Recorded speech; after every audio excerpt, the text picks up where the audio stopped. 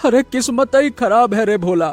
तूने देखा गांव के रामू को देखा तूने? कल नया ट्रैक्टर लेकर आया है, पूरे गांव में जलवा है उसका भैया। ट्रैक्टर नया नया बढ़िया मस्त। और एक मैं हूँ जो आज भी तेरे साथ जिंदगी बिता रहा हूँ।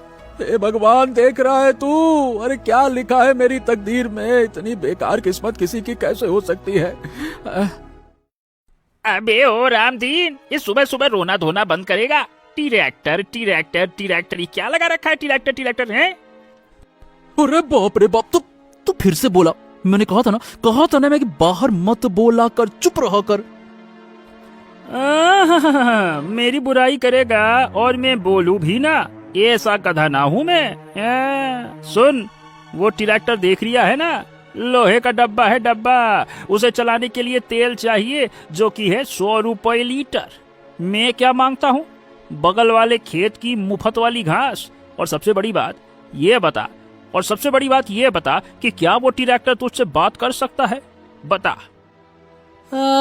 तो तुझसे बात करके कौन से झंडे गाड़ लिए मैंने? ट्रैक्टर खेत जोतता है, पैसा कमाता है, एक साथ बहुत सारा काम करता है, माल ढोता है। तू क्या करता है? बस खाता है और बेइज्जती करवाता है। अबे चुप कर, कोई सुन लेगा ना तो मुझे पागल समझेगा कि मैं गधे से बात कर रहा हूँ। दिमाग खराब करके रखा है तूने।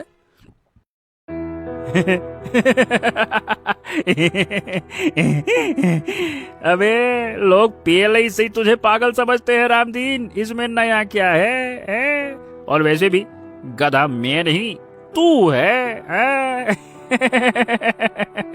क्या मतलब मैं गधा हूँ? और नहीं तो क्या। अभी अकल के दुश्मन उस मक्खन लाल सेठ के चक्कर में तूने अपनी उपजाऊ जमीन गिरवी रख दी। वो लालची सेठ और उसका चेला चतुर सिंह तुझे लूट रहे हैं और तू यहाँ आराम से बैठा बैठा समय नष्ट कर रहा है।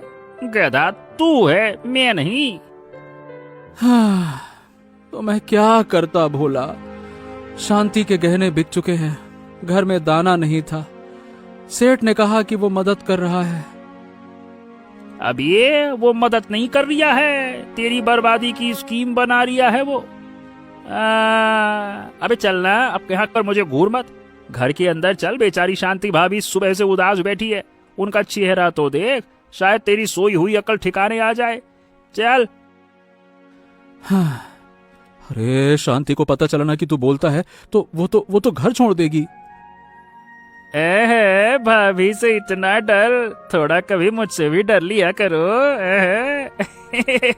चल कोई नहीं, मैं भाभी के सामने सिर्फ ढेचू ढेचू ही करूंगा।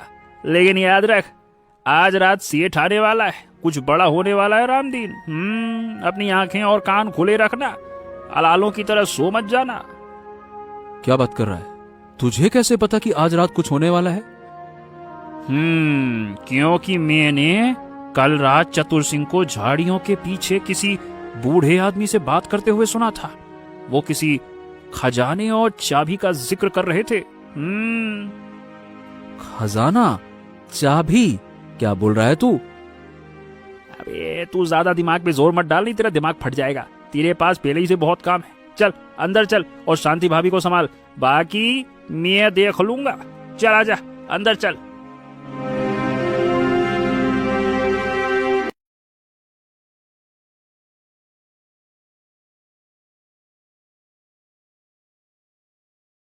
शांति घर के अंदर उदास बैठी थी। तभी रामदीन दबे पांव अंदर आया। पीछे पीछे भोला भी घुस आता है। आप आ गए, आज फिर खाली हाथ? क्या बताऊं शांति, वो रास्ते में वो क्या कहते हैं, रामू मिल गया था। तो रामू मिल गया था? यहाँ मक्खन लाल सेठ के गुंडे आए थे। चतुर सिंह ने घर के बाहर बिकाऊ है का बोर्ड लगाने की धमकी दी है। उन्होंने कहा है कि अगर कल शाम तक पिछला कर्ज और ब्याज नहीं चुकाया तो हमें सड़क पर फेंक देंगे। हम कहाँ जाएंगे? इस गधे की लीद के बीच सोएंगे। अब मैं क्या करूं शांति को कुछ समझ ही नहीं आ रहा। भगवान ने हाथ पैर तो दिए हैं पर नसीब लिखना भूल गया। किसी से उधार मांगने लायक मुंह भी नहीं बचा। तो अब मैं